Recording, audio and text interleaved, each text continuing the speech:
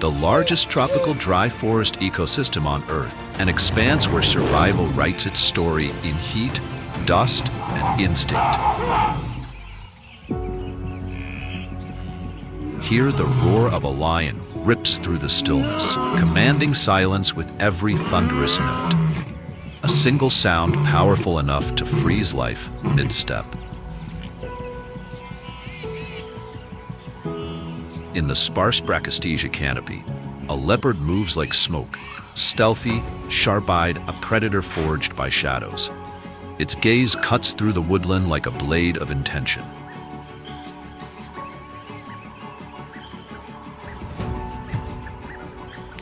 This is the Miombo Woodland, revered as the green lungs of Africa, but peace is a stranger here.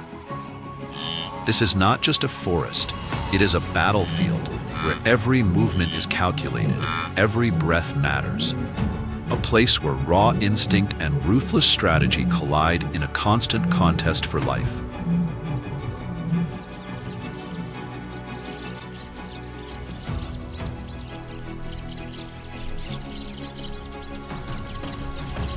Before we plunge into the high-stakes chases that define this world, let us know where you're watching from.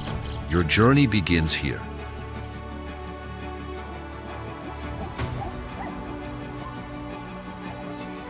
Welcome.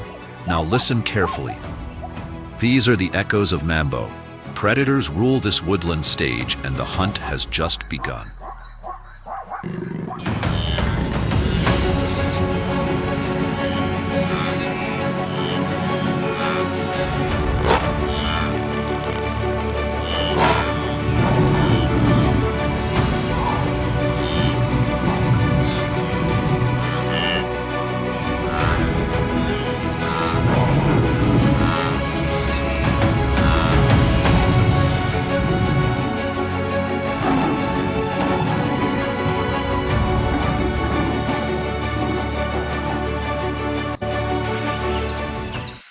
Perched high on the ancient limbs of an oak, a leopard rests, still but never idle. Its eyes, sharp and unwavering, scan the world below with the precision of a hunter born in silence. Beneath the canopy, a herd of wildebeest drifts through the morning mist, each hoof pressing stories into the dry, cracked soil.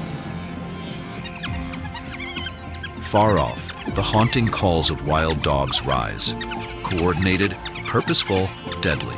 The pack tightens. The hunt is near.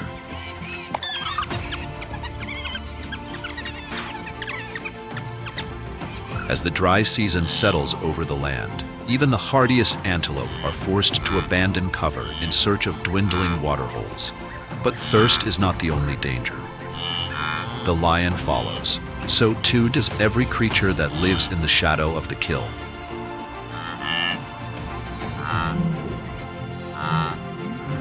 And just as survival seems within reach, a ripple, a lunge, and the Nile crocodile strikes from the still waters. In an instant, the struggle is renewed.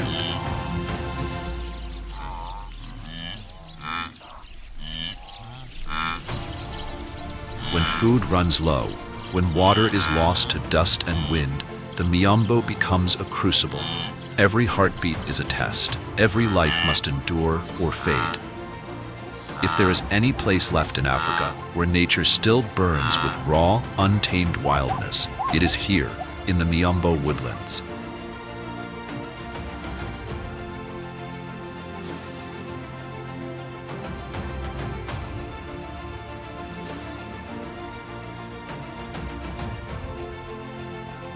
A name unfamiliar to many, yet it spans nearly 1.9 million square kilometers, stretching across Angola, Zambia, Tanzania, Mozambique, Malawi, and Zimbabwe.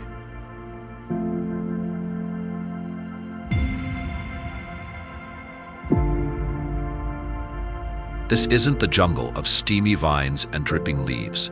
Miombo is a dry, sun-drenched highland realm, where gnarled trunks twist toward a blazing sky, and the blood-red earth bears witness to 1,000 generations. Here, time is measured not in days, but in layers of ancient stone and the quiet persistence of roots. The land was shaped atop the bedrock of the Central African Plateau, its soil poor in nutrients, yet rich in stories. In this harsh earth, life finds a way. Brachystegia, Julbernardia, and Icybrillenia trees form a hardy alliance, adapted to fire, drought, and time itself. Fossils found in Tanzania tell of ancient dry forests dating back 46 million years, echoes of the modern Miombo, where legume trees once cast shade on giant beasts.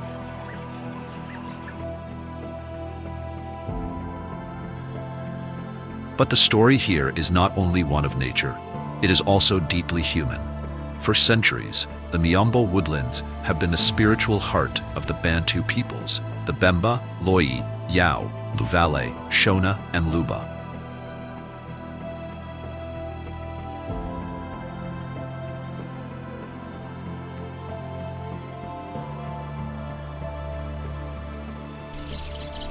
The climate here is simple, yet relentless. From November to April, the rains arrive, bringing life, with 600 to 1,400 millimeters of water. Then comes the silence. From May to October, the land bakes, temperatures rise, winds scorch, wildfires prowl the landscape like hungry spirits.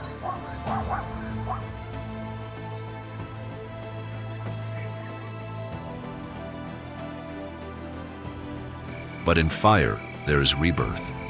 Many plants only emerge after passing through flame, reborn from the ashes, a cycle of destruction and renewal as old as the woodland itself. Over 8,500 plant species take root in Miombo soil, more than half of them found nowhere else on Earth. And where there is plant life, the animals follow. This is one of Africa's richest wildlife arenas, home to forest elephants, lions, antelope, and hundreds of birds. Each uniquely woven into the forest's fabric. The heart of the central Zambezian Miombo stretches across northeastern Angola, western Tanzania, and deep into the Democratic Republic of the Congo, Zambia, Malawi, and Burundi. In these nutrient-poor highlands, rain comes briefly, but it is the long, punishing dry season, 5 months of thirst, that defines this place.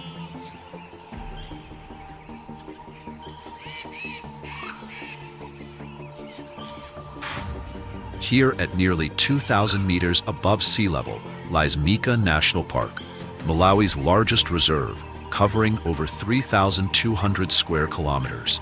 Its name, Nyika, means the place where the water begins, a fitting title, both poetic and precise.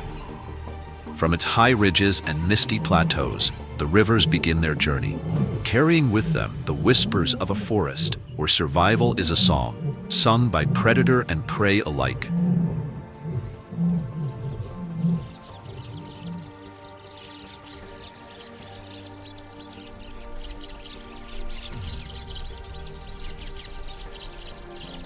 Nyika National Park, a vast wilderness teeming with life. Over 100 species of mammals roam here, alongside more than 400 species of birds, each playing their part in a delicate ecological symphony.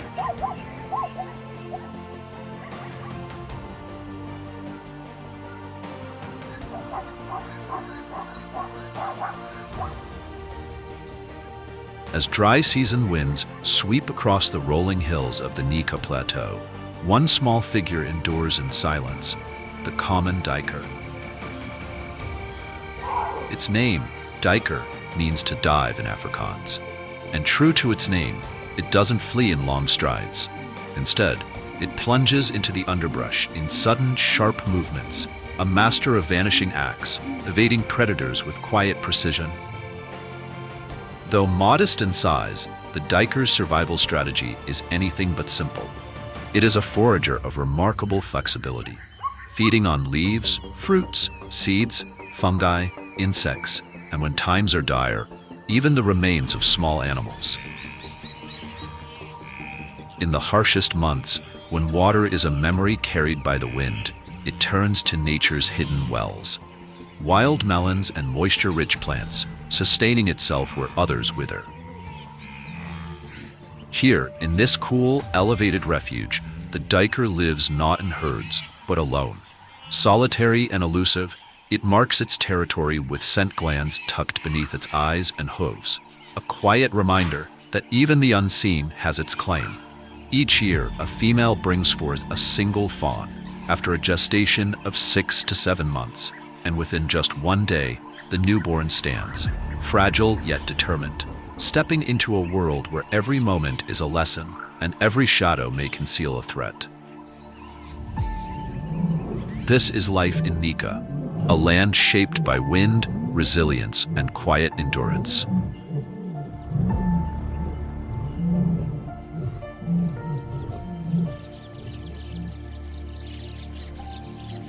At Nyika National Park, if the side-striped jackal keeps the wheel of the food chain turning, then the leopard reigns quietly at its apex. More frequently recorded than even the lion, it is Nyika's most elusive and dominant predator. The rocky cliffs and gently sloping hills are made for it. A terrain carved for agility, for stealth, for the tree-climbing ghost of dusk. As the sun bleeds into the canopy, the leopard stirs, a shadow among shadows, slipping soundlessly between trunks older than memory. It does not charge, it glides. Its coat, speckled with rosettes, melts into the dappled light, vanishing into the spaces between sunbeams and silence. Each patch of forest, every ridge, bears its signature, claw marks scored into bark, and a scent undetectable to most, but unmistakable to rivals. For hours it watches, a herd of antelope grazing unknowing, while the leopard becomes a part of the forest itself.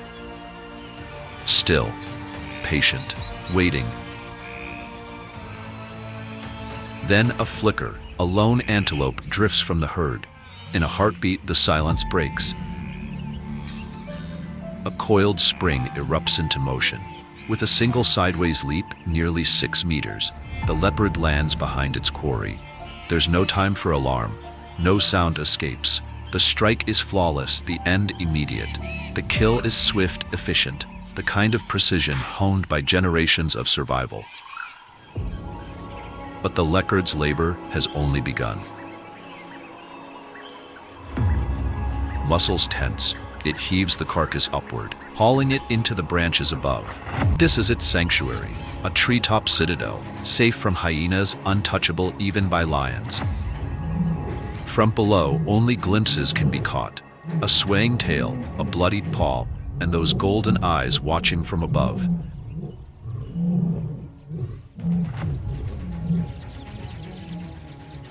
The leopard is a masterpiece in motion, as if sculpted by a divine hand, fusing the grace of a dancer with the force of a silent warrior.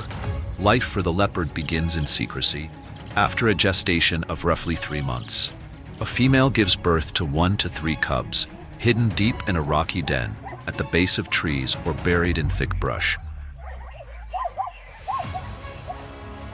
Born blind and helpless, the cubs are moved often, carried gently between hiding spots, shielded from danger by a mother's tireless vigilance. For nearly 2 years, they remain by her side, learning the quiet art of ambush, the language of shadows, and the rhythm of survival in a world where even the silence hunts.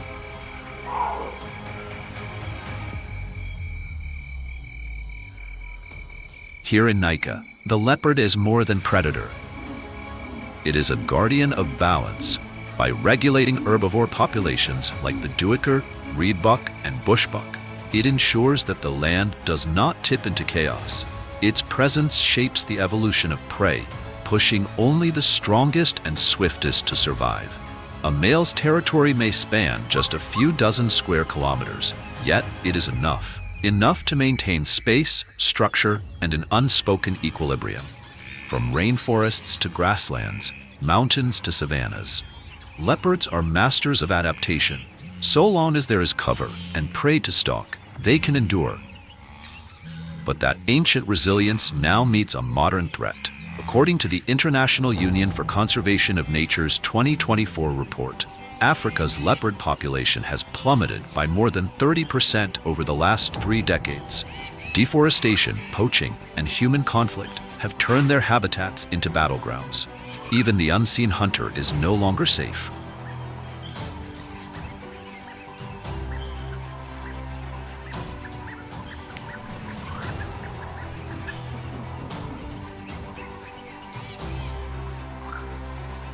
In the cool hush of early morning on the Nyika plateau, as the leopard lounges draped in the treetops, a silent sentinel cloaked in rosettes, another solitary hunter rises. Carving through the dawn sky with effortless grace, the black-winged kite ascends, a ghost-white figure gliding over the awakening plains. It is a raptor of striking contrasts. Plumage pure as snow, but eyes like molten rubies, sharp, unblinking, designed to detect the faintest movement below. Across the vast grasslands of Nyika, where the horizon blurs into golden haze, the kite's survival depends on precision. It hovers, impossibly still, suspended like a marionette on invisible strings, each wing beat calculated, each moment poised between wind and will. Then, without warning, it plunges. A flash of white streaks through the air, a silent arrow slicing through the silence. The strike is swift. There is no cry, only a small life stilled in the talons of a master. Sometimes it hunts from a high perch, scanning the world with eyes built for scrutiny. Other times, it shadows the chaos of wildfire, waiting for fleeing prey to reveal itself in the confusion of smoke and heat. Its feet are engineered for control. Zygodactyl, 2 toes forward, 2 back, a rare adaptation among diurnal birds of prey. With this vice-like grip, it locks down its catch, unyielding, precise. Voles form the cornerstone of its diet. But this versatile hunter does not discriminate.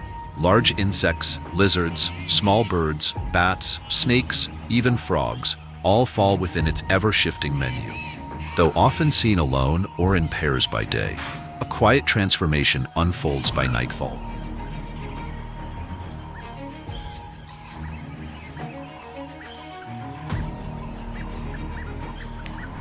As darkness settles over the plateau, they return, hundreds of them, gathering in tall trees, side by side, roosting in perfect silence. No cries, no flurry, just the hush of wings folding in unison. A tranquil congregation in the canopy, a quiet, close-knit community, watching the stars emerge above the wilderness they rule from the air.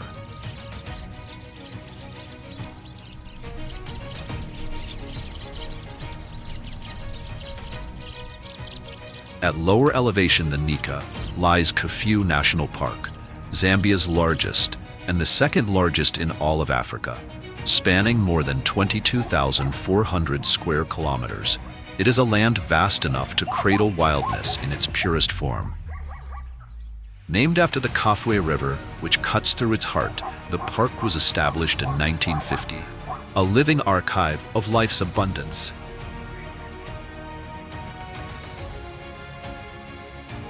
Here, biodiversity speaks in numbers.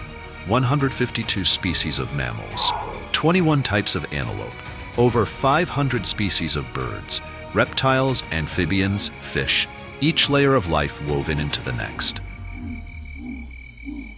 Scientists call it an ecotonal zone, a place where Miombo Woodlands merge with savanna and wetland. It's a convergence, a boundary, and a sanctuary all at once.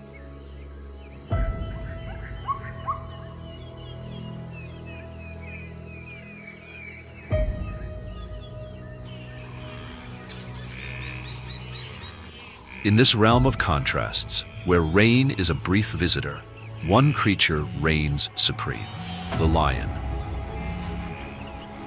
Over 200 individuals roam Kafue, one of the last strongholds of stable lion populations in south-central Africa. These are Panthera leo-melanochaeta, descendants of a lineage that once ruled from the tip of the Cape to the edge of the Sahara. But today, only a few places like this remain. Over the past half-century, lion numbers across Africa have plummeted by as much as 70%, victims of shrinking wilderness, conflict with people, and the shadow of illegal hunting. In the wild, a lion may live 10 to 14 years, far less than its caged counterpart. Lionesses in a pride often synchronize their births and raise cubs communally. Any nursing mother may feed a hungry cub.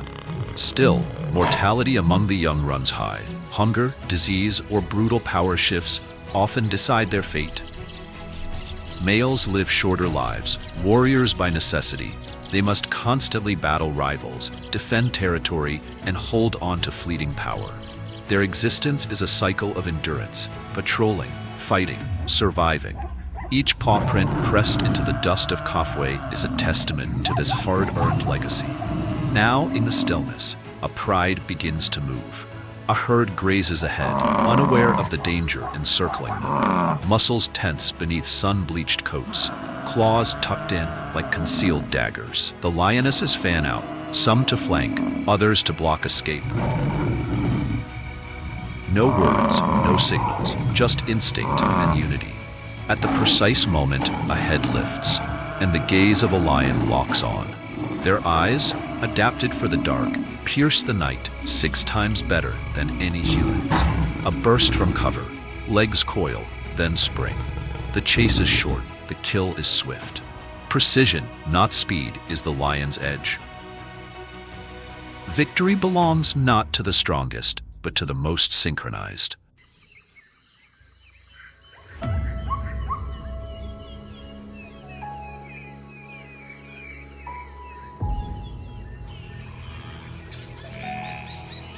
Here in Kafue, lions favor hooved prey: puku, red lechwe, hardiest, buffalo.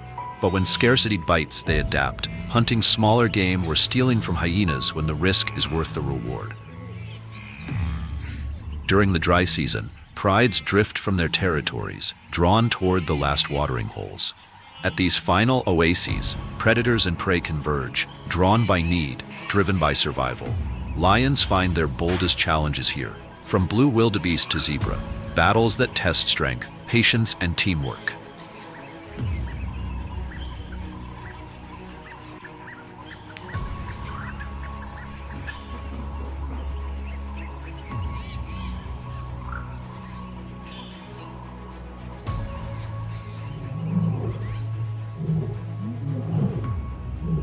Unlike their relatives across the plains of Africa, the Perched zebra of Kafue National Park bear a distinctive signature: faint shadow stripes, like nature's own fingerprints, unique to each individual. These subtle markings don't just define identity, they also serve a purpose, helping ward off the dreaded tsetse fly, whose bite carries more than just irritation. Standing up to 1.44 meters at the shoulder and weighing as much as 320 kilograms, these zebras are robust creatures, muscular, agile, and built for life on the move. Their powerful legs and sturdy frames are designed for long-distance wandering. Perched zebras live in harems, family units led by a dominant male, accompanied by several females and their young. At times, multiple harems converge into vast herds of hundreds, often mingling with wildebeest or antelope. Together, they form a living web of vigilance: more eyes, more ears, and a better chance to spot danger before it strikes.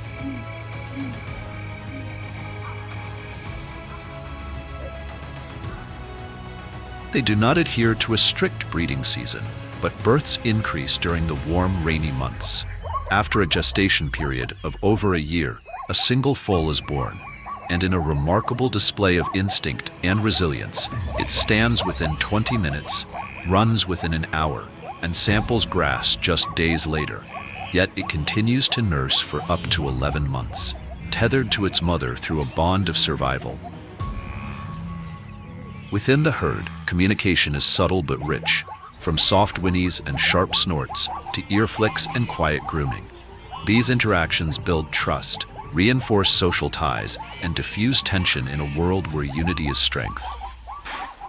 Specialized grazers, Burchell zebras favor short, tender grasses, though when times grow harsh, they adapt, turning to leaves and roots.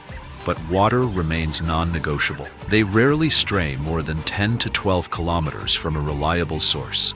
Fortunately, the stable ecosystems of Kafue spare them the long, grueling migrations seen elsewhere. Instead, they congregate on the Busanga Plains, where seasonal rains bless the land with lush grasses and plentiful water.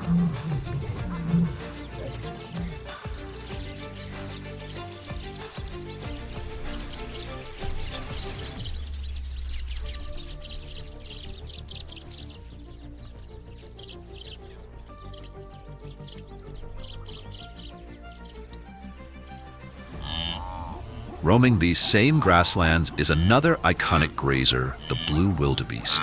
For this antelope, water is the compass by which all movement is measured. The name wildebeest, or wild beast, was coined by early Dutch settlers, inspired by its untamed appearance.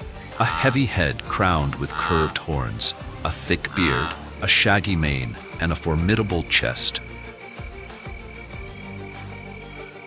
But appearances deceive. Despite their stocky frames, wildebeests are swift, capable of reaching speeds up to 80 kilometers per hour. Their seemingly awkward bodies produce powerful bursts of speed, allowing them to race across the uneven earth with remarkable balance. There is no leader among them. Instead, they rely on a collective mind, each individual adjusting to the next, like dancers in a silent symphony. This astonishing coordination helps them evade lions, navigate rivers, and respond to the land's every shift.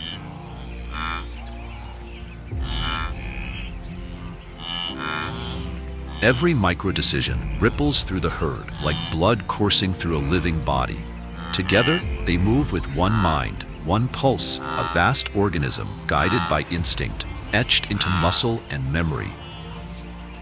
Unlike zebras, which are occasional browsers, wildebeest are purists of the grass. Specialized grazers, they sweep across the plains with broad muzzles and powerful incisors, designed to clip low grass with surgical precision. They are more than consumers. They are architects of the landscape.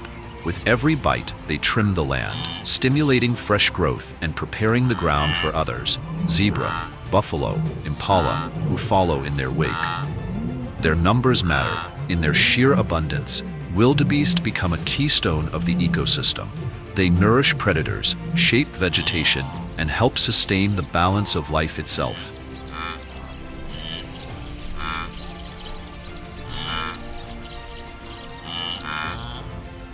In the food chain, they are the foundation on which the wild stands. A single herd can feed a pride of lions for weeks, supporting not just one species, but an entire web of life that pulses through the savanna. When the old, the injured, or the weak fall behind, they become prey. And in that moment, predators do more than feed. They act as nature's stewards, culling the frail, strengthening the bloodline, ensuring that only the fittest carry the legacy forward. Across the open grasslands, the herd moves like a choreographed breath, an instinctive dance of survival, where each hoofbeat echoes in the grand symphony of Zambia's wild heart.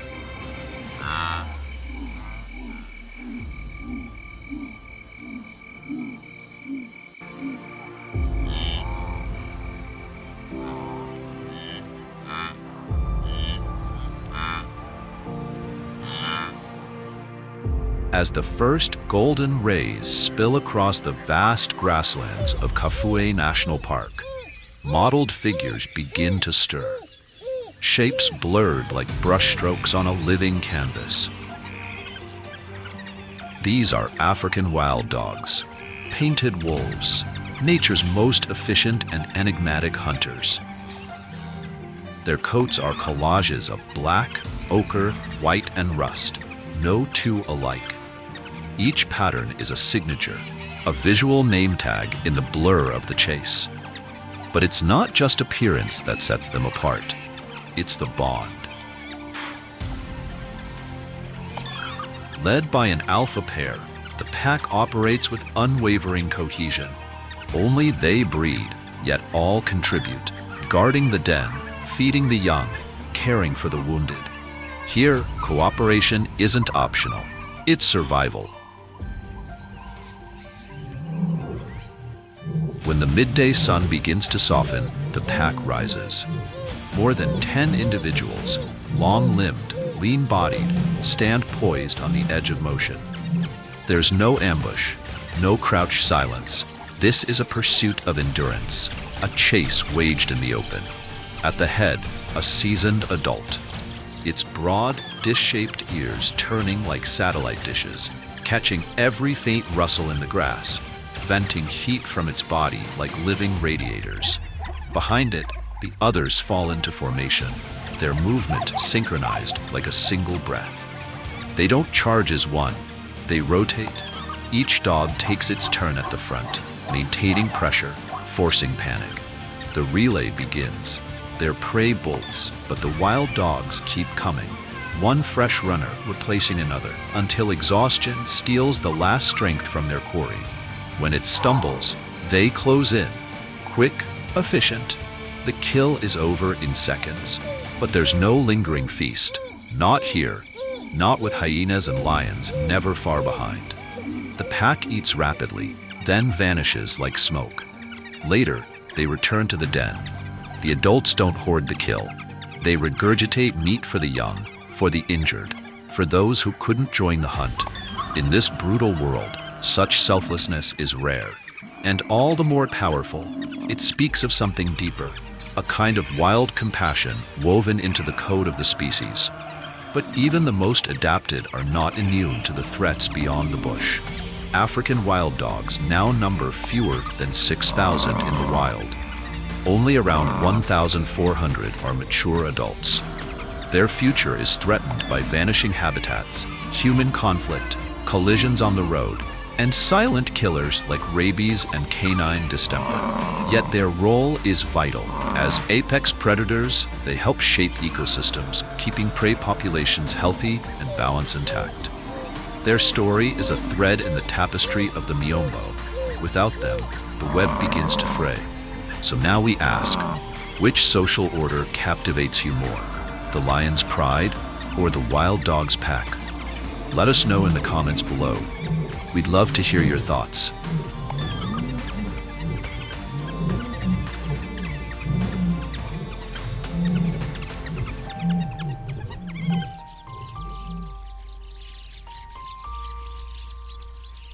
Amid sun-scorched grasses and the cracked earth of the southern Miombo Woodlands, a hulking silhouette moves with quiet certainty. The white rhinoceros, a name born not from color, but from a mistranslation. Wide, not white, a tribute to its broad, square-shaped lip, perfectly sculpted for grazing across the dry savanna's carpet of brittle grass.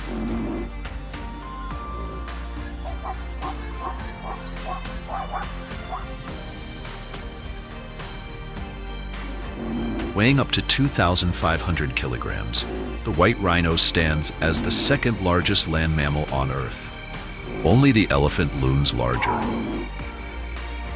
In a land where temperatures can swing by 25 degrees in a single day, its thick, gray skin is more than armor. It's history, etched by sun, scored by thorn, and layered in the Earth's own camouflage. To shield themselves from sunburn and biting insects, these ancient herbivores do what their ancestors have done for millennia. They wallow in cooling pools of mud. They paint their skin with a gritty, earthy salve, drawn straight from the forest floor. Unlike the solitary and more temperamental black rhino, the white rhino is social. Small groups roam together, usually a mother and her calf, while adult males hold separate territories, marked boldly with dung and urine. Their story unfolds slowly, and that slowness is their vulnerability. Pregnancy lasts 16 months. Just one calf is born, and that calf may nurse for up to 3 years. A reproductive rhythm that moves with the pace of seasons, not headlines, not bullets. Yet despite their calm demeanor, they are far from helpless. When threatened, this living tank can explode into motion, charging at speeds of 40 to 50 kilometers per hour, especially when defending a calf or a claim. But every loss matters. A single death can ripple through generations, and in 2023 alone, 586 white rhinos were lost, not to predators, but to poachers. Their horns, made of keratin, the same as human fingernails, hold no medicinal power, yet are carved into symbols, driven by myth, status, and greed. And still, there is hope. By the end of 2024, an estimated 17,400 southern white rhinos remained in the wild. A stunning recovery from the brink, from fewer than 100 individuals at the turn of the 20th century. Proof of what dedicated conservation can achieve. But the threat hasn't vanished. It waits, just beyond the tree line. This is not just the story of a species. It is the fragile breath of a survivor, walking a land that remembers giants.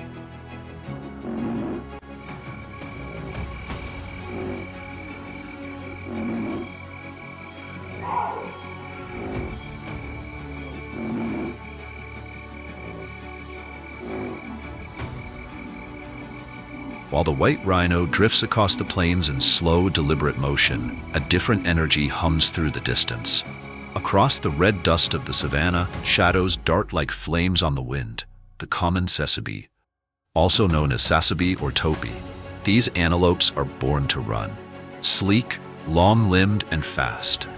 Among Africa's swiftest land animals, they cut across the Miombo in bursts of speed and precision. But speed isn't their only edge. Tsessebe are ecological pioneers. Where fire has swept the land clean, they are often the first to return, drawn by shoots of nutrient-rich grass rising from the ash. In their wake, they revive an entire ecosystem, inviting grazers, pollinators, and predators to follow. Each day, they may travel up to 5 kilometers in search of water, a lifeline that grows scarce in the dry season. Their breeding season is in tune with the rains, and after a 7-month gestation, calves are born into a sea of green, standing and running within hours, ready to join the restless herd. But these antelopes are not merely fleet-footed. They are curious. When alarmed, some tsessebe don't flee immediately. Instead, they pause, heads high, ears turning, eyes locked on the unknown. It's a trait that endears, but in a land of predators, curiosity can be a fatal luxury. They are also creatures of peculiar habits, sleeping with their snouts pressed to the ground, horns skyward like miniature totems, or smearing mud across their faces and horns, perhaps to display strength, perhaps to communicate dominance. With a sloping back and elevated shoulders, their gait seems almost awkward until they run. Then the awkwardness vanishes. At full tilt, a tsessebe can reach speeds of 80 to 90 kilometers per hour, a blur of muscle and instinct. It's a gift of survival, enough to escape most hunters, but not all. For even in a world built for speed, the cheetah waits, patient, focused, and faster still.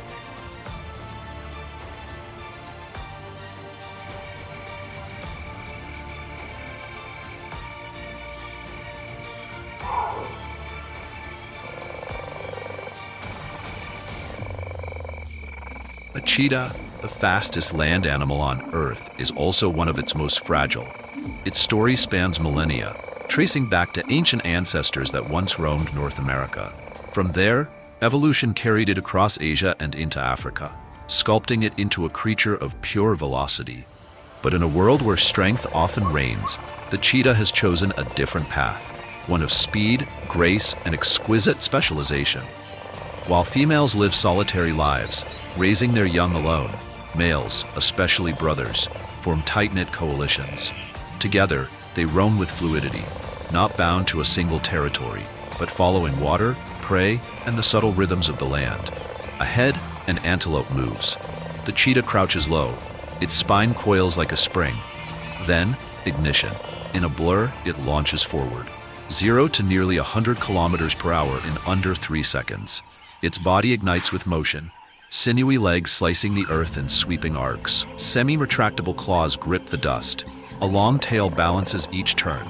Every breath is a race, every heartbeat a calculated explosion. With precision and force, it leaps, bringing down its prey in a cloud of dust and silence. But the hunt isn't over. Even in triumph, there is urgency. Breathless and trembling, the cheetah tears into its meal, not from hunger, but from fear.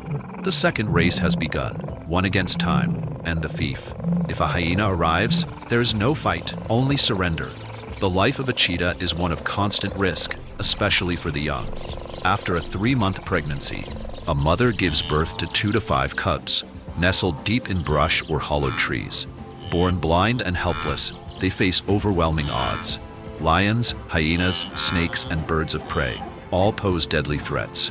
9 out of 10 cubs may not survive the first 3 months. Only by their second year, when they begin to follow their mother on hunts, do they truly have a chance. And yet, for all their vulnerability, cheetahs are essential. They do not rule the savanna with dominance, but with balance. By targeting the weak and the slow, they refine the genetic strength of prey populations and help maintain the ecosystem's delicate equilibrium. They avoid direct conflict with lions and hyenas, hunting at different times with different strategies, adding diversity to Africa's predator guild. But that same specialization, light frame, small jaws, low aggression, makes them ill-equipped for a changing world. And now, their greatest threat is us.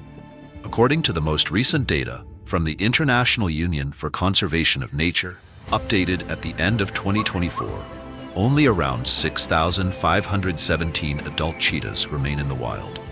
Of those, the Southeast African cheetah, found across Miombo and beyond, numbers just 4,000 to 4,500.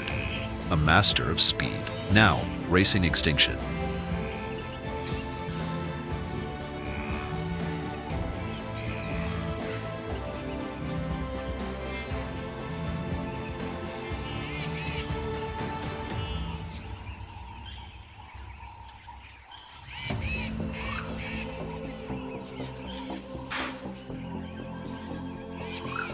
High above the Miombo Woodlands, a shadow glides silently. Wings nearly 3 meters wide, eyes sharp as obsidian. The leopard-faced vulture drifts like a watchman on the border between life and loss. It belongs to an ancient lineage, the last of its kind. The sole survivor of the genus Torgos, it has been shaped by millions of years of evolution to endure the harshest reaches of the African wild.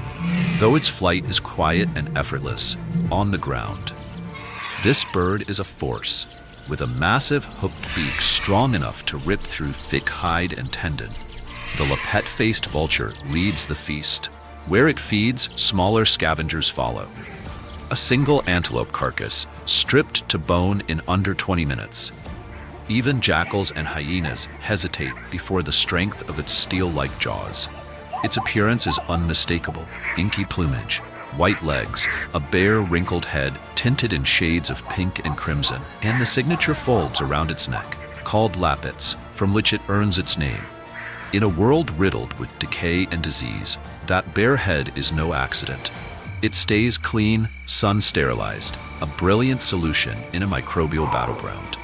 Unlike the throngs of other vultures that gather in chaotic numbers, the leopard-faced vulture is solitary by nature. We're paired.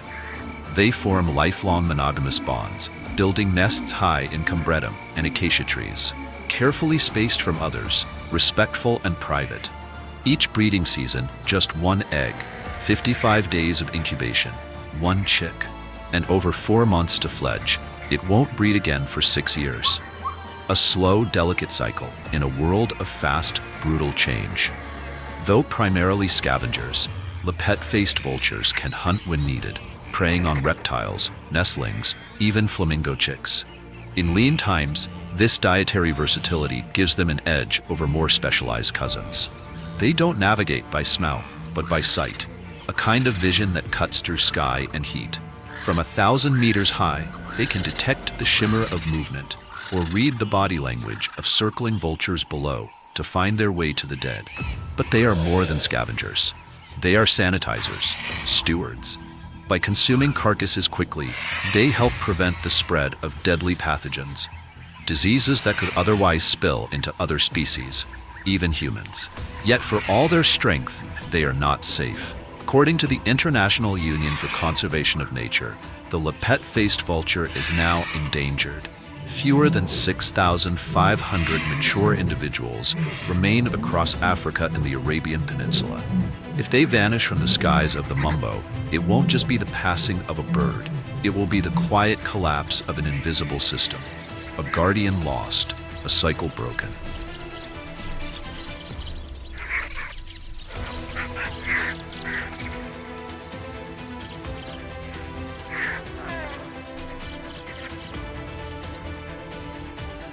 In stark contrast to the harshness of the southern extremes, the eastern Miombo whispers a different promise. Here where northern Mozambique kisses southern Tanzania and southeastern Malawi dips into fertile valleys, life is met with grace, not grit. This is the gentler face of the Miombo, where soft rains fall between November and April, and the earth breathes through a subtropical rhythm. Rainfall is generous, 1,000 to 1,400 millimeters each year, nourishing dense canopy and moist soils long into the dry stretch from May through October. Hills ripple through the land like the folds of sleeping giants. Rivers carve winding paths through them, arteries of life. And from this generous terrain, a symphony of species thrives. Each dawn, the eastern Miombo wakes in peace. A tranquil surface reflects morning light, but beneath its stillness, patience coils. A Nile crocodile watches from below, its gaze ancient, its presence unreadable. If an antelope breaks the water's mirror, even by mistake, the price is immediate and final. Males can grow up to 5 meters long. Their skin is armor, reinforced by osteoderms, bony plates built to absorb tooth and claw. Their jaws, lined with 64 to 68 conical teeth, aren't made to chew. They're made to crush, to grip, to end. Behind them, a muscular tail doubles as a rudder and a weapon, strong enough to knock a full-grown antelope from its hooves with one whip of force. But they are not creatures of chaos. They are artists of ambush. The Nile crocodile can lie in wait for hours, even days, motionless, breathless, blending into the riverbank like a root or a shadow. And when the moment comes, it does not hesitate. A blur of muscle bursts from the deep, jaws open like a trapdoor to another world.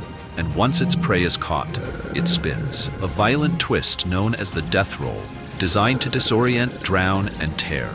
Its menu has few restrictions: fish, birds, turtles, mammals, even other crocodiles, zebras crossing rivers, lions too close to the edge. But in the rainy season, a different instinct awakens. A female finds a soft patch of earth or builds a mound from rotting vegetation. There, she lays her treasure, between 25 and 80 eggs, guarded with the wrath of a warrior. For 3 months, she waits. Then, like tiny hammers tapping silver, the shells begin to click, a signal. With a gentleness rarely seen in such a beast, she lifts her newborns in her powerful jaws, not to crush, but to carry. She delivers them to the water's edge, where life begins and danger never sleeps. Nile crocodiles can live over 70 years in the wild, in rare cases, a century in captivity. But survival is not promised. Most hatchlings won't see their first year. Birds, fish, even their own kind may take them before they learn to hunt. From birth to apex, each step is a battle, a lesson in strength, stealth, and sheer will. They are not monsters, they are survivors, shaped by a lineage that has outlasted empires, ice ages, and extinction. And they still reign beneath the waters of the Miombo.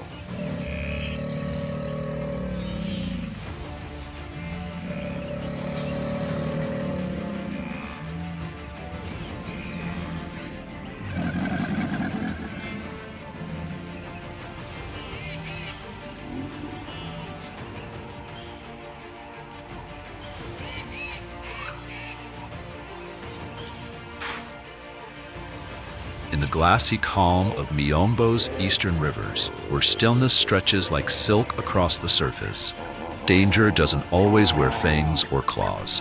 Sometimes it breathes just beneath the waterline, immense, immovable, and silent. Another giant rules these waters. Not a predator in the traditional sense, but no less powerful, no less feared. This is the hippopotamus. No galloping elegance like the antelope. No reptilian menace like the crocodile. The hippo is a paradox. Half submerged, wholly dominant. Males weigh between 1,500 and 3,200 kilograms. Females range from 650 to over 2,300. A creature of sheer mass and muscle, the third largest land mammal on Earth. Yet it moves with a ghostly ease beneath the surface. By day, they disappear into rivers, swamps, and seasonal floodplains. Their skin too sensitive for the African sun. Thick and hairless, it cracks and burns if left dry too long. Water is their refuge, their armor, their life.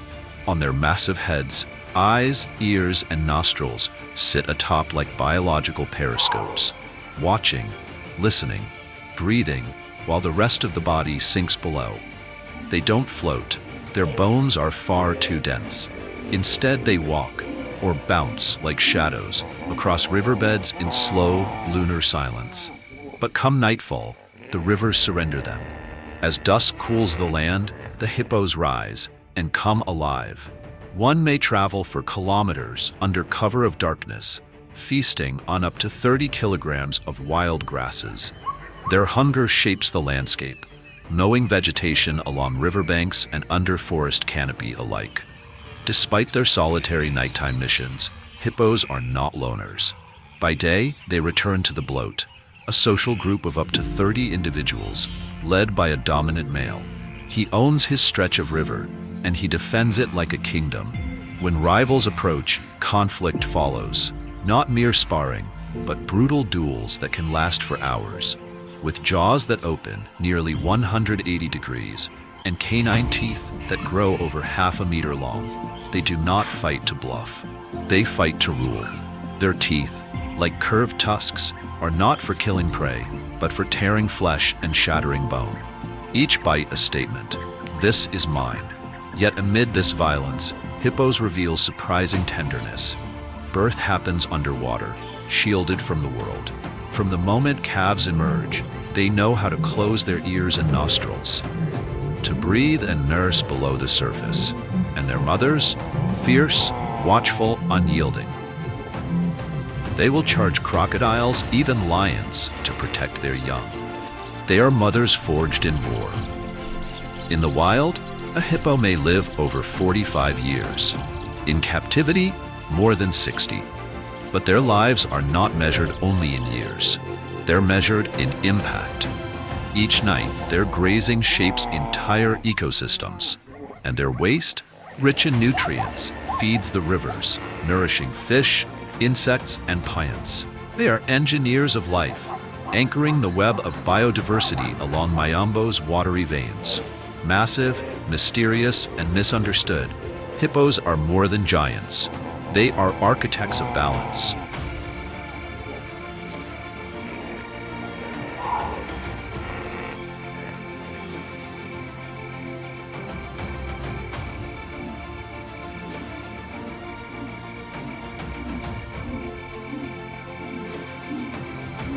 The eastern Miombo still harbors giants, silent, towering figures that wander its sun-dappled woodlands. Among them stands the Maasai giraffe, the tallest land animal on Earth, a living skyscraper of the savanna. Rising to heights of up to 5.5 meters, its enormous heart, tipping the scales at 11 kilograms, pumps over 60 liters of blood each minute, fueling a frame built for power, yet moving with grace. When urgency calls, it can sprint at 60 kilometers per hour. Its coat is a canvas of maple leaf-shaped patterns, edged in golden hues that spill all the way down to its ankles.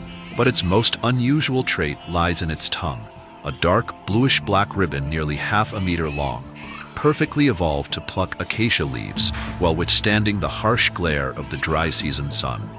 Though gentle in demeanor, male giraffes engage in ritualized battles known as necking. These slow-motion duels can leave telltale bumps on their ossicones, the horn-like structures atop their heads.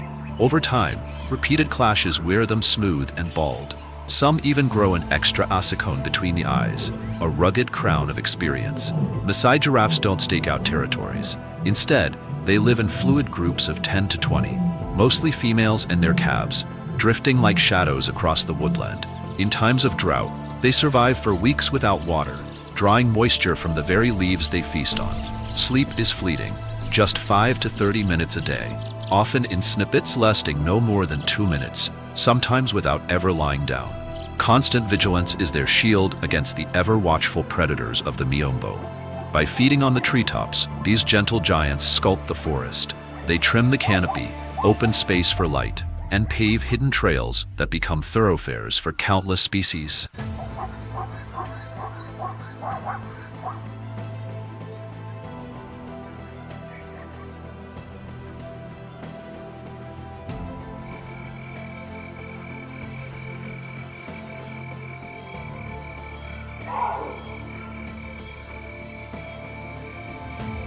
Under the golden stretch of sunset, where the Miombo woodland melts into seasonal wetlands, a striking sentinel stands motionless. The saddle-billed stork, tall, statuesque, and unmistakable, at 1.5 meters tall, with a wingspan stretching beyond 2.7 meters, it commands attention. But it's the vivid bill, crimson red, crossed with a bold black stripe and capped by a yellow saddle that sets it apart. An emblem of elegance among Africa's avian giants. Unlike most stork species that gather in flocks, the saddle-billed prefers solitude, or the quiet company of a lifelong mate. Together they claim watery territories, defending them with silent conviction. Each movement is slow, purposeful, deliberate. Long legs ease through the shallows without rippling the surface. Their presence barely disturbs the muddy bottom beneath them. They are opportunistic hunters, masters of variety. Fish, frogs, snakes, lizards, crabs, even unsuspecting nestlings and small mammals, each falls prey to that dagger-like beak. Yet for all their vivid brilliance, they are surprisingly quiet. They do not call, sing, or squawk. Instead, they communicate with hisses, soft snorts, and low clicks, particularly when guarding their nests. This silence is no accident. It's a survival tactic, minimizing attention, protecting their vulnerable young from the ever-lurking eyes of the Miombo's predators. In a world where noise often signals strength, the saddle-billed stork thrives through stillness.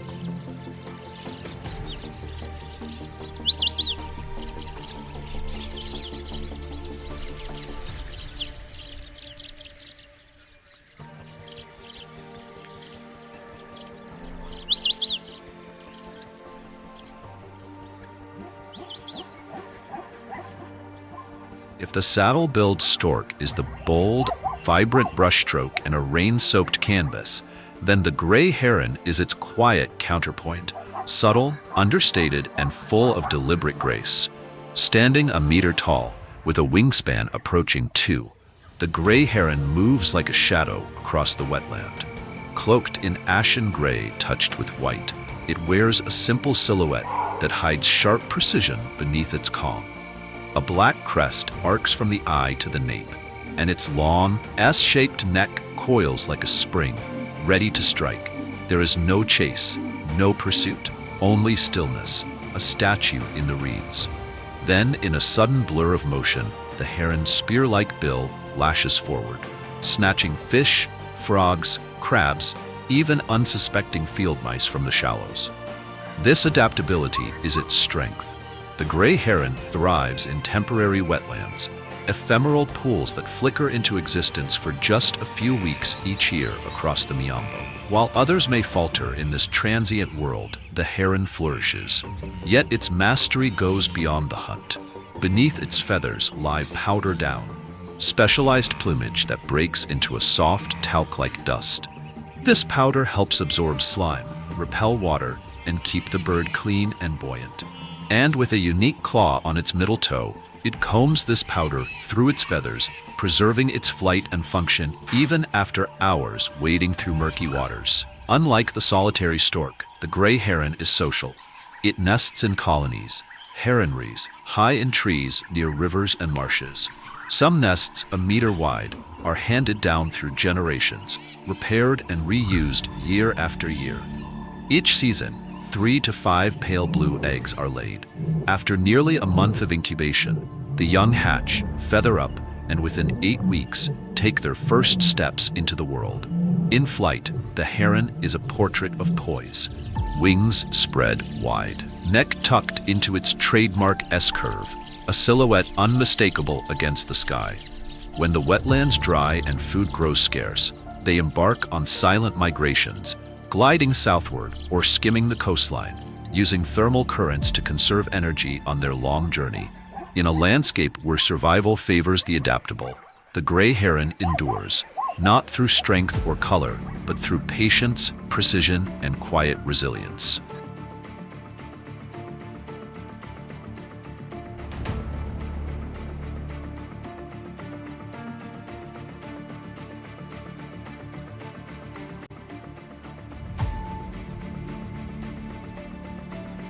The Angolan Miombo Woodland is not just home to giants. As golden hues bleed across slender trunks and long shadows stretch like silent sentinels, a figure moves with the elegance of a whisper, the caracal.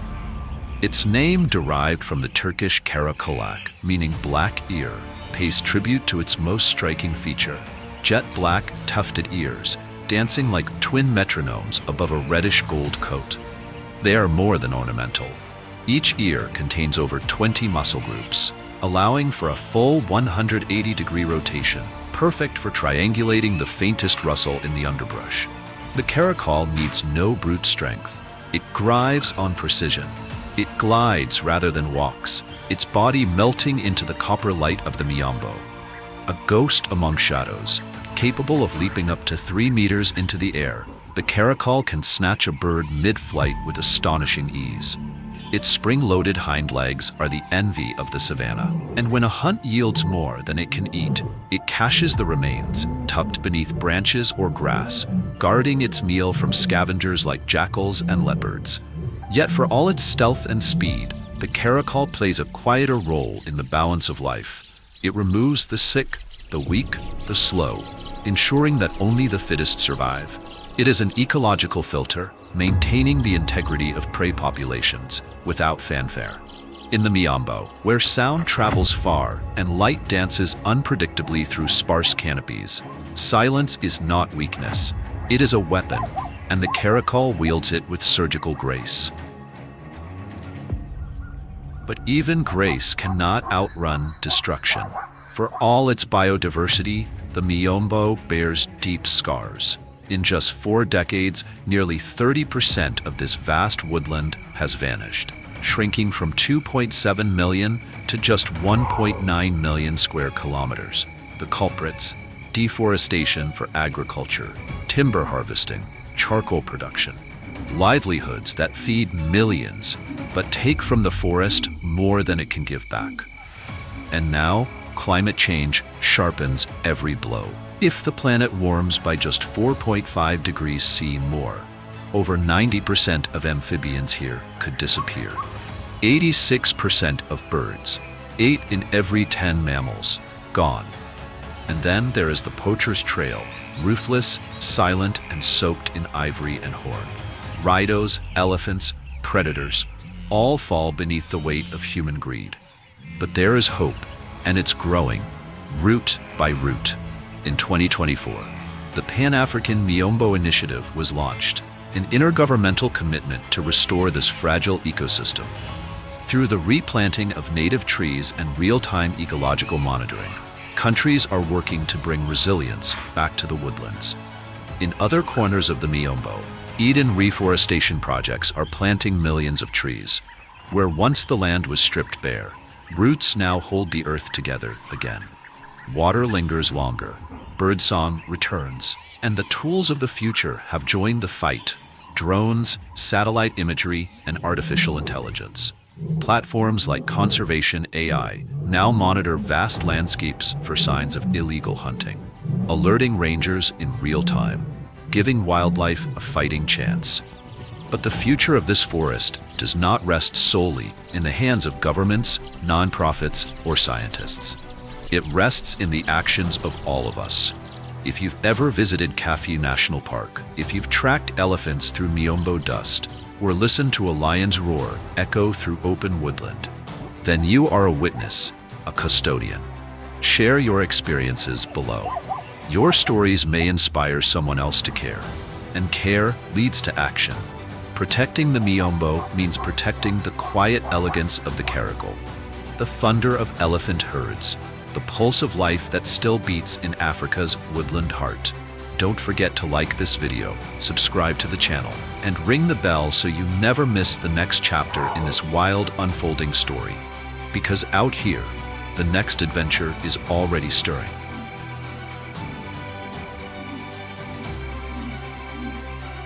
As the winds sweep across the Busanga plains, they carry with them the dry scent of earth and the ripeness of sun-baked grass.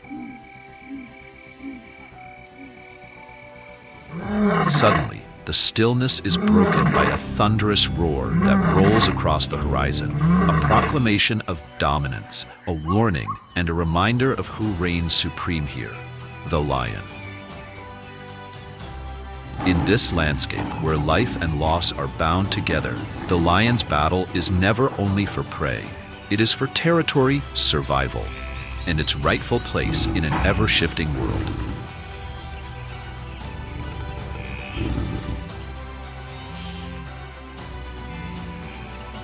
The lion is more than a hunter. It is a legacy.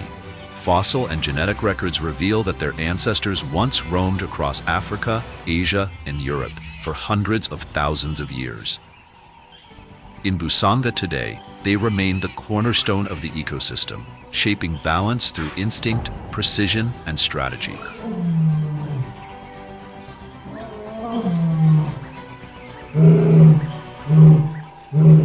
Unlike other big cats, lions are not solitary. They live in prides, complex societies of females, cubs, and coalitions of males, often brothers. Each member has a role, each bond a thread in the tapestry of survival.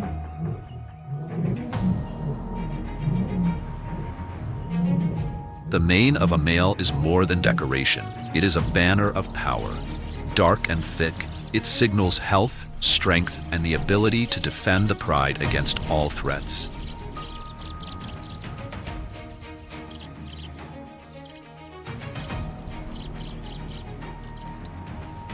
But it is the lionesses who form the pride's beating heart. They hunt, raise young, and guard one another with a bond as fierce as it is unbreakable. From the mounds that rise above the plains, they wait in silence, watchful silhouettes against the fading light. They do not rush.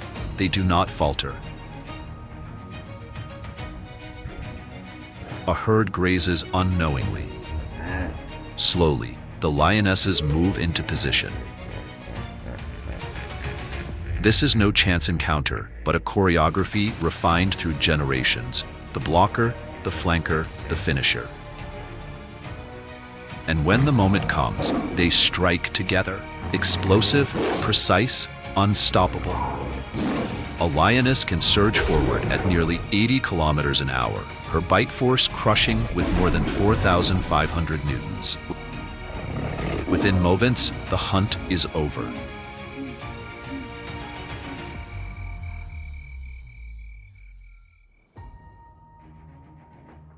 For larger prey, such as buffalo, the males descend with devastating force.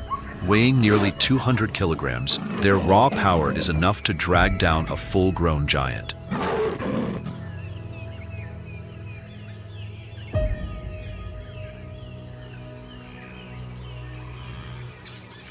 Yet amidst this raw power lies a fragile truth. In recent years, Busanga has offered glimmers of hope.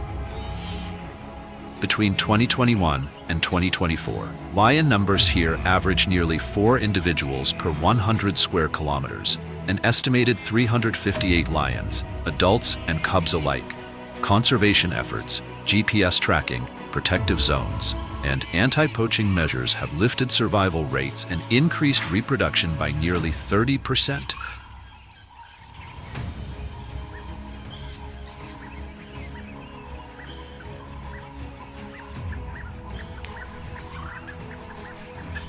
But across Africa, the story is more troubling. Lion populations have plummeted by as much as 3/4 in just half a century. Expanding farms, retaliation for livestock losses, and the illegal wildlife trade continue to drive this regal predator toward vulnerability. Even here in Busanga, the struggle is tangible. In 2022, 2 lionesses were caught in snares, leaving behind 8 cubs. 7 survived thanks to human intervention and were reintroduced into the wild.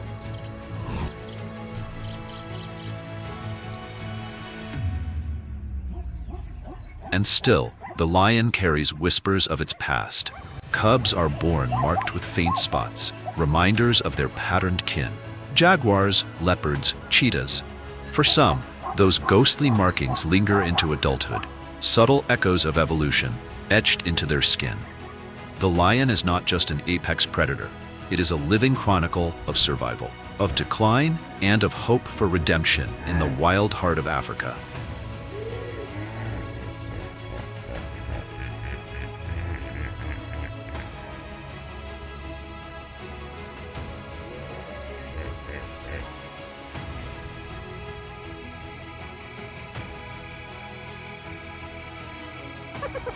But in Africa, it's not only the great cats or the fleet-footed cheetah that wear spots as camouflage. Another predator, no less cunning and no less formidable, prowls the land. The spotted hyena, draped in mottled patterns and armed with a mind as sharp as its bite. The lineage of the spotted hyena stretches back nearly 10 million years, when it diverged from its kin and evolved into a master of bone crushing, its immense jaws and teeth forged by evolution's demand. Over millennia, they became some of Africa's most sophisticated hunters, forming powerful clans of more than 100 individuals, all ruled by a dominant alpha female.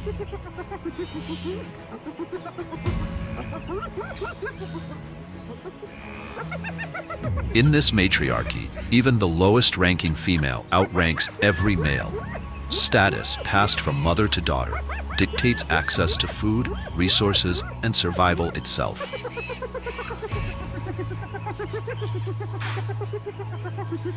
Known also as the laughing hyena, its eerie call echoes across the plains. But the laughter is no expression of joy. It is a piercing scream of stress, a signal of competition over food, carrying for kilometers to summon, warn, or bind the clan together.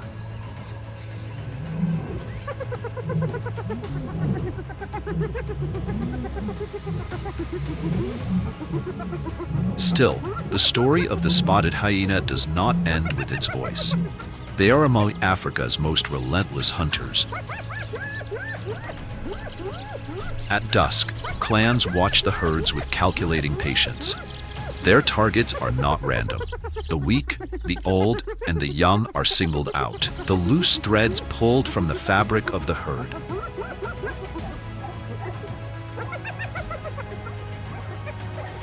When the time comes, they strike, sometimes in small groups, creating diversions, other times in full coordination, attacking from multiple angles with a deadly precision. With hearts that make up nearly 1% of their body weight, hyenas can run down prey for kilometers at speeds nearing 60 kilometers an hour, a nightmare that never tires.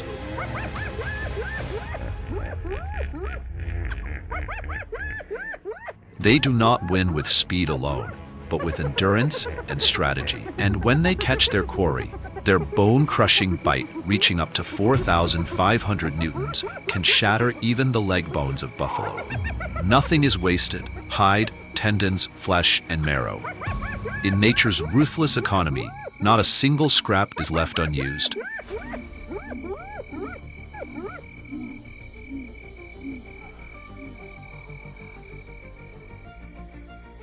Often branded as ruthless hunters, the spotted hyena is in truth a keystone of the plains. They control antelope numbers, recycle nutrients from carcasses, and enrich the soil for grasses to flourish. Their very presence keeps herds moving, sparing the land from overgrazing, and giving plant life a chance to recover.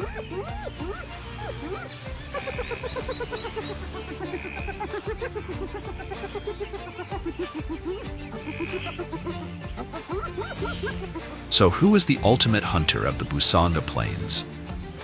The cheetah, swift as the wind? The lion, with its pride's unity? Or the hyena, with strategy, endurance, and the most crushing bite of them all?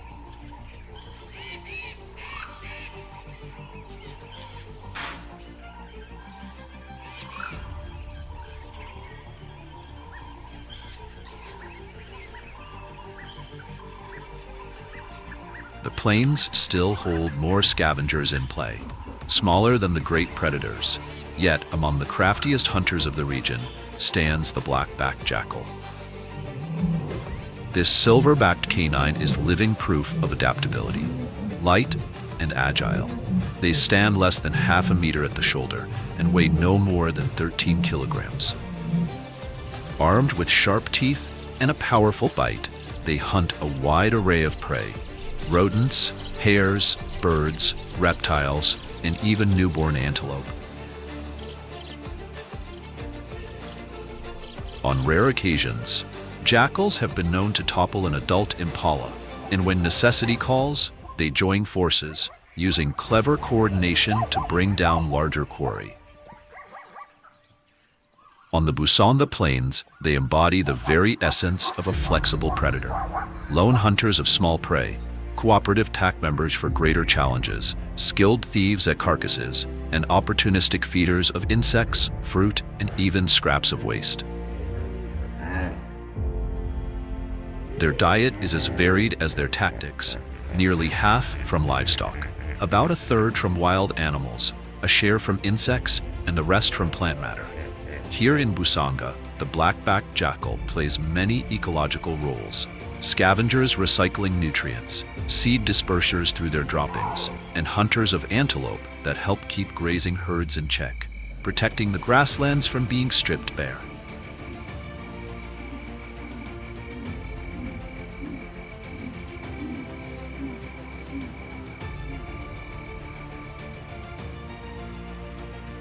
Now let's turn to the two-legged hunters, no less formidable than their four-legged rivals.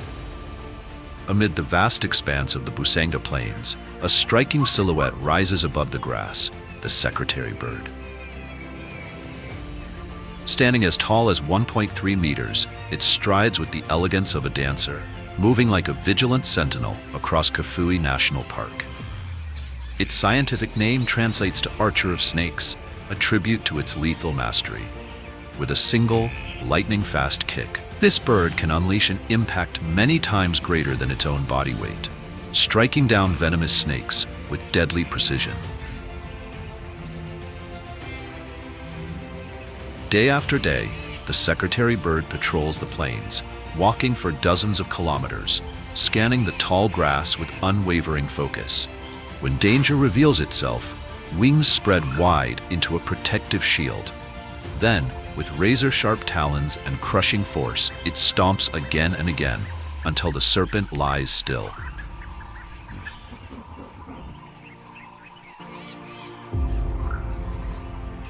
Thick, scaled armor shields its legs from venomous bites.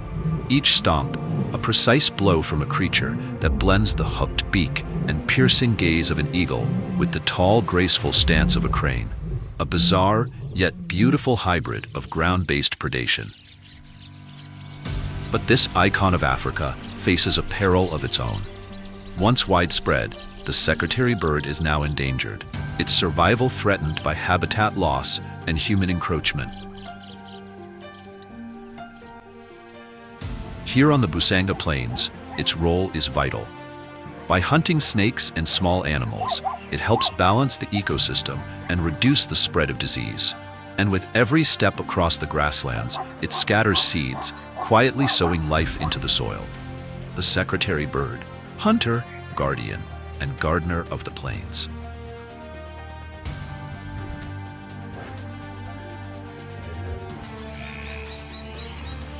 When a prey animal falls, there are always eyes watching from above. patient, calculating, ready to swoop in and seize their share. Among the scavengers, one stands apart. We've already met the marabou stork, but this land is also home to another formidable giant. High in the towering Miombo trees of the Nyika plains sits the lappet-faced vulture, its vast 2.9-meter wingspan earning it the title, Lord of the Carcass. Standing over a meter tall and weighing up to 9 kilograms, it wields a hooked beak, powerful enough to rip through the thick hide of buffalo or antelope.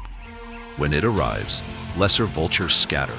Only this titan has the strength to unlock a carcass that others cannot. Its stomach can hold more than a kilogram of meat in a single sitting. Though best known as a scavenger, it will on occasion hunt for itself, snapping up lizards, shellfish, small birds, even plundering nests, a reminder of its versatility and predatory edge. Here on the plains, its role is indispensable. By opening the remains of large animals, it grants access to a host of smaller scavengers, recycling death into life, and preventing the spread of disease through rapid carcass disposal.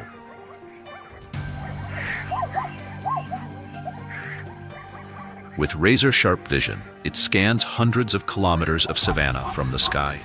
At the faintest sign of weakness or death, it descends with dominance to begin the feast. Yet its survival depends on the health of the ecosystem itself, the abundance of prey, and the protection of nesting grounds. Wildlife organizations now fight to shield this keystone species from poisoning, illegal hunting, and habitat loss. For all its power, the lappet-faced vulture remains one of the most vulnerable creatures of the plains. But it is not alone. Across Kafue, biodiversity itself is under siege. Sophisticated poaching operations are emptying migration paths. Antelopes snared in steel traps fuel the bushmeat trade in nearby towns, fracturing the food web. Lions, leopards, and wild dogs struggle as prey thins. Even the iconic Kafue lekwe has plummeted from over 100,000 to fewer than 25,000.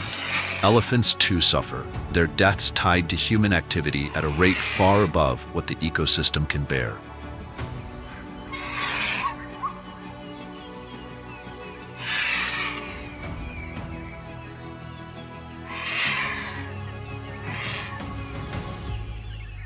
For years, just 60 rangers attempted to guard this immense wilderness.